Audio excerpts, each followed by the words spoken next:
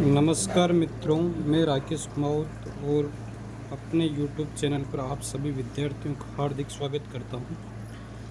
आज की क्लास में हम नाभिक स्नेह प्रतिस्थापन अभिक्रियाओं के कुछ उदाहरण देखेंगे, जिसमें फर्स्ट उदाहरण है अपने पास replacement by hydroxyl group OH group द्वारा प्रतिस्थापन। तो OH ग्रुप द्वारा प्रतिस्थापन में अपने पास हैं NaOH या KOH किस टाइप का होगा? जलीय से अभिक्रिया। किसकी अभिक्रिया? एल्किल हैलाइड की अभिक्रिया।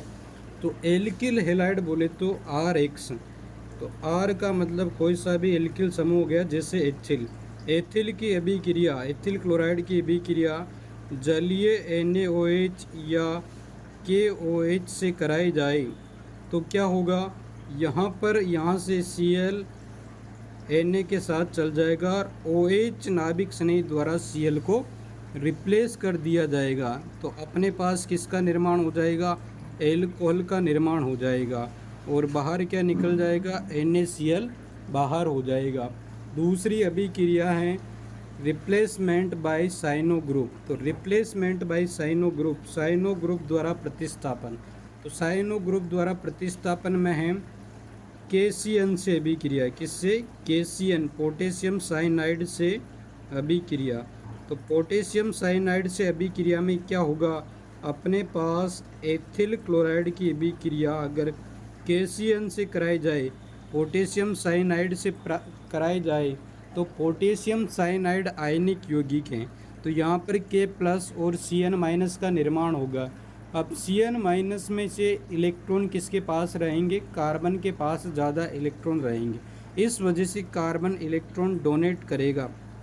कार्बन क्या करेगा? इलेक्ट्रॉन डोनेट करेगा। तो यहाँ नाभिक स्नेह में जो अटैकिंग साइड होगी वह कार्बन होगी। इस वजह से क्या होगा? साइनो एथेन का निर्माण होगा। मुख्य उत्पाद क्या होगा? साइनो एथेन होगा और बाहर क्या निकल जाएगा? KCl बाहर निकल जाएगा। तो साइनो एथेन का IUPAC नाम क्या होगा? सबसे लंबी कार्बन श्रृंखला 3 कार्बन की और नंबरिंग जिधर से फंक्शनल ग्रुप पास पड़ रहा है, तो नाम हो जाएगा इसका प्रोपेन 1 पे साइनाइड का अनुलग्न क्या होगा? नाइट्राइल होगा। तो यहाँ साइनो उत्पाद बनेगा। क्या बनेगा? साइनो उत्पाद बनेगा।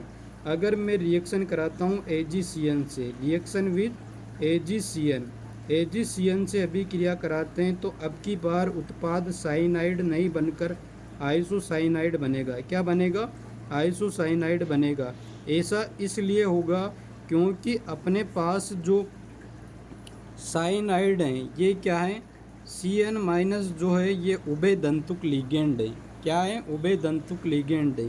तो यहाँ दो अटैकिंग साइड होगी। यहाँ पर जो अटैकिंग साइड है वह इस केस में क्या होगा? नाइट्रोजन अटैकिंग साइड होगी। कौन सी अटैकिंग साइड होगी? नाइट्रोजन अटैकिंग साइड होगी। नाइट्रोजन अटैकिंग साइड होगी तो यहाँ पर जो मुख्य उत्पाद आएगा वह क्या आएगा? नाइट्राइल आएगा। तो यहाँ पर निर्माण होगा एथेन 1 आइसोनाइट्राइल का। क्या? आइसोनाइट्राइल का। क्यों? क्योंकि आइसोसाइनाइड बना है। और AgBr का अपने पास AgBr का अपने पास PPT आ जाएगा, जो किस कलर का होता है? जो कि हल्का पीला अवक्षेप आता है। तो यहाँ जो चीज़ समझने योग्य है कि अगर KCN से अभिक्रिया कराए तो KCN क्या है? अपने पास आयनिक यौगिक हैं। आयनिक यौगिक हैं। तो आयनिक यौगिक में जो उत्पाद अपने को मिलेगा वह क्या मिलेगा? साइनाइड मिलेगा। क्या मिलेगा? साइनाइड। जबकि अगर मैं अभिक्रिया कराता हूँ किससे? अभिक्रिया कराता हूँ मैं AgCN से, तो AgCN किस टाइप का यौगिक है? सहसंयोजक यौगिक हैं। कौन सा यौगिक है बच्चों? सहसंयोजक यौगिक हैं। तो बच्चा जो प्रोडक्ट मिलेगा वह अपने को मिलेगा आइसोसाइनाइड प्रोडक्ट मिलेगा। क्या मिलेगा? आइसोसाइनाइड प्रोडक्ट मिलेगा। अब नेक्स्ट रिएक्शन है अपने पास reaction with KNO2, potassium nitrile से अभिक्रिया। तो ये नाइट्रो ग्रुप द्वारा प्रतिस्थापन है। अगला NO2 द्वारा प्रतिस्थापन। तो यहाँ पर आ गई KNO2 से अभिक्रिया। KNO2 का मतलब क्या है बच्चा? KNO2 का मतलब है पोटेशियम नाइट्राइड। तो RH की अभिक्रिया, RH बोले तो कोई सा भी एल्किल हैलाइड, इसकी अभिक्रिया अगर मैं KNO2 से कराता हूँ तो अब की बार नाइट्रो उत्पाद नहीं बनेगा बल्कि नाइट्राइटो उत्पाद बनेगा। क्या बनेगा? नाइट्राइटो उत्पाद बनेगा, क्योंकि अटैकिंग साइड क्या होगी? ऑक्सीजन होगी। कौन सी होगी? ऑक्सीजन होगी, क्योंकि ऑक्सीजन की इलेक्ट्रोनेगेटिविटी ज़्यादा है। तो जो ये आयनिक कंपाउंड है तो बॉन्ड के इलेक्ट्रॉन कौन खींचेगा? ऑक्सीजन। नाइट्रोजन ऑक्सीजन में से ऑक्सीजन मोर इलेक्ट्रोनेगेटिव हैं। तो यहाँ पर क्या होगा अपने पास? यहाँ पर जो अपने को मिलेगा ये इस टाइप से नाइट्राइटो मिलेगा, नाइट्राइटो वाला प्रोडक्ट अपने को मिलेगा। और बाहर क्या हो जाएगा? KX अपने पास बाहर हो जाएगा। जबकि अभिक्रिया करवाते हैं किससे?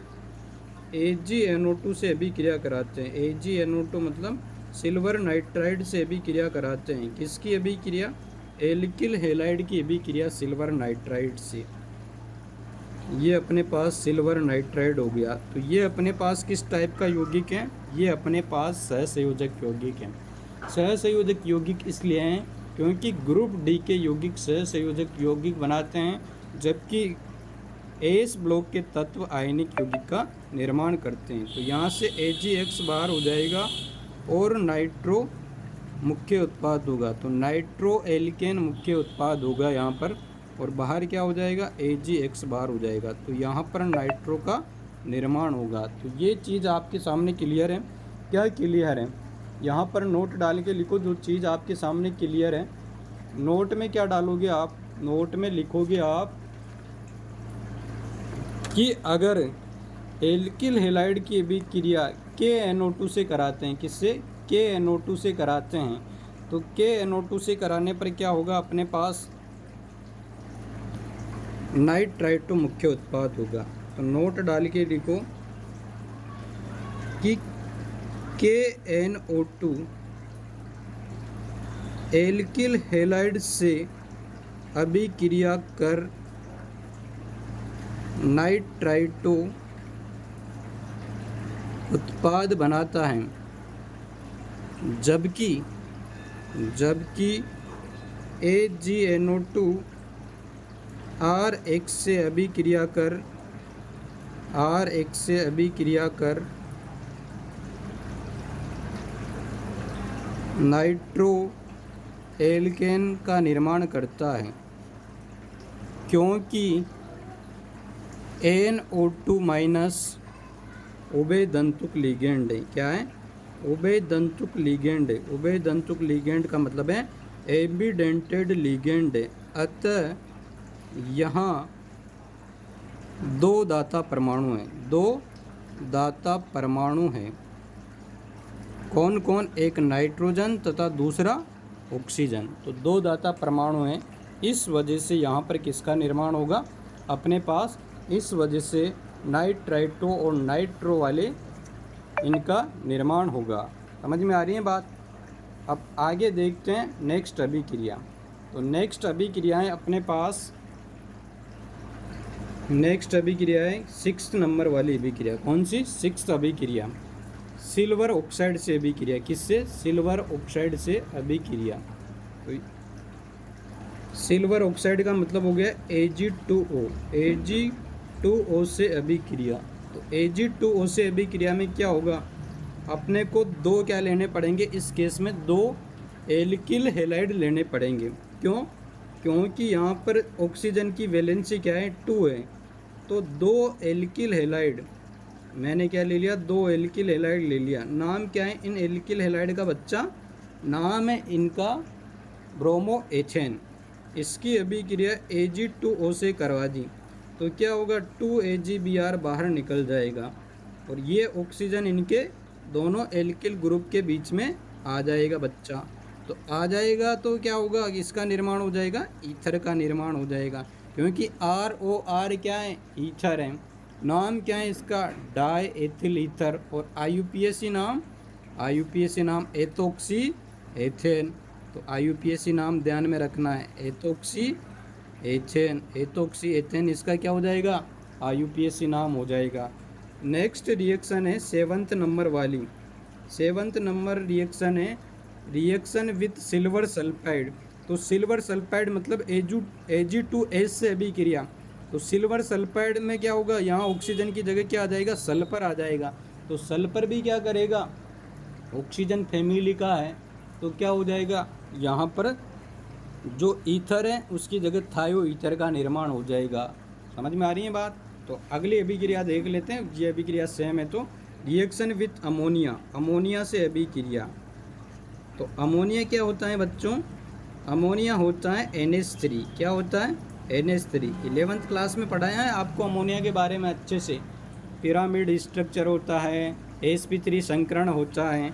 तो एल्किल हेलाइड, एल्किल हेलाइड बोले तो RBr, एथिल ब्रोमाइड की अभिक्रिया अगर अमोनिया से कराते हैं, अमोनिया NH3 होता है, जिसको मैंने क्या लिख दिया, HNH2 लिख दिया। तो क्या होगा, सबसे पहले यहाँ से HBr बाहर निकल जाएगा। तो NH2 समूह द्वारा Br का प्रतिस्थापन हो गया। तो क्या हो गया, 1 डिग्री एमीन का निर्माण हो गया। सर्वप्रथम क्या होगा, 1 डिग्री एमीन का निर्माण होगा। अब ये जो 1 डिग्री एमीन है, ये 1 डिग्री एमीन अगर वापस रिएक्शन करता है, किससे रिएक्शन करता है, ये एल्किल हैलाइड से रिएक्शन करता है, तो क्या होगा, 2 डिग्री एमीन का निर्माण होगा। कैसे होगा निर्माण, देखिए ध्यान से।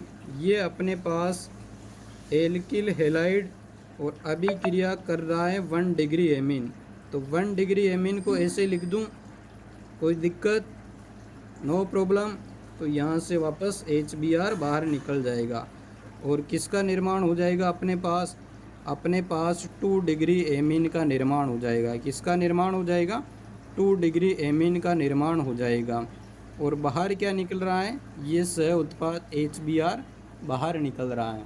तो ये हो गया 2 डिग्री एमीन। अब 2 डिग्री एमीन वापस क्या करेगा, 2 डिग्री एमीन वापस अभिक्रिया करेगा। किससे अभिक्रिया करेगा, एल्किल हैलाइड से अभिक्रिया करेगा। तो एल्किल हैलाइड बोले तो CH3CH2Br, इससे अभिक्रिया करेगा 2 डिग्री। तो ये हो गया H, ये Na और CH2CH3 और CH2CH3।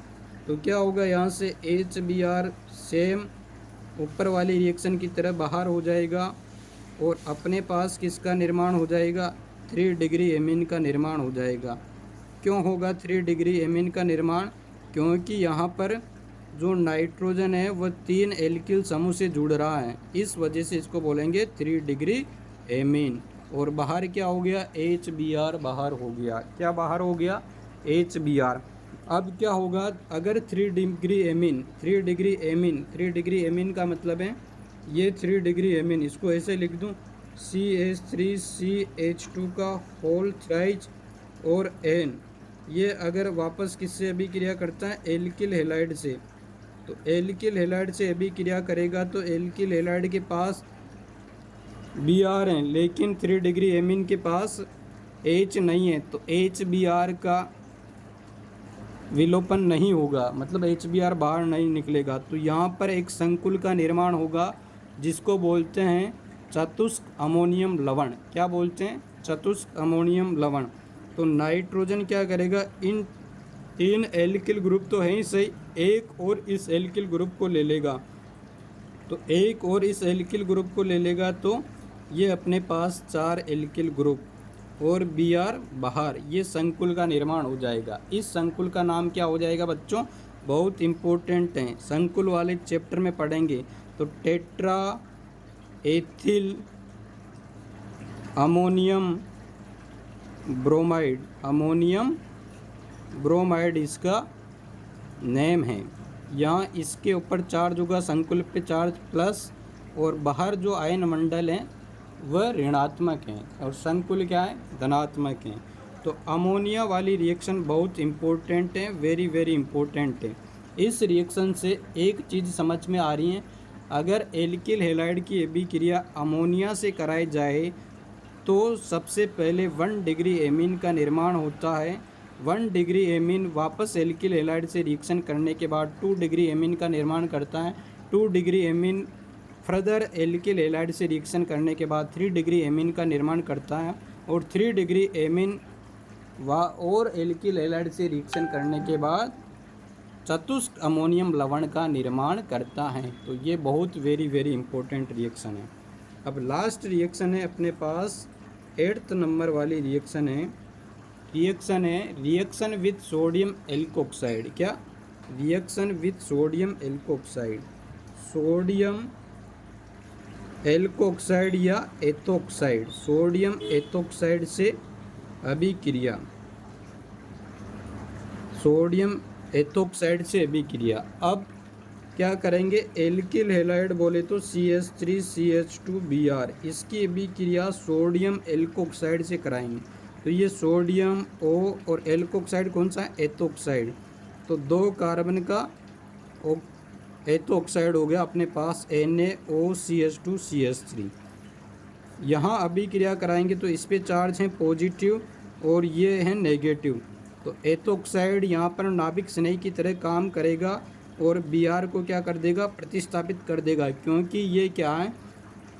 Strong nucleophile substitutions group हैं। तो NaBr बाहर हो जाएगा और किसका निर्माण हो जाएगा? अपने पास ईथर का निर्माण हो जाएगा। तो ये जो अभिक्रियाएँ ईथर के निर्माण में काम आती है और बहुत वेरी इंपॉर्टेंट अभिक्रिया है।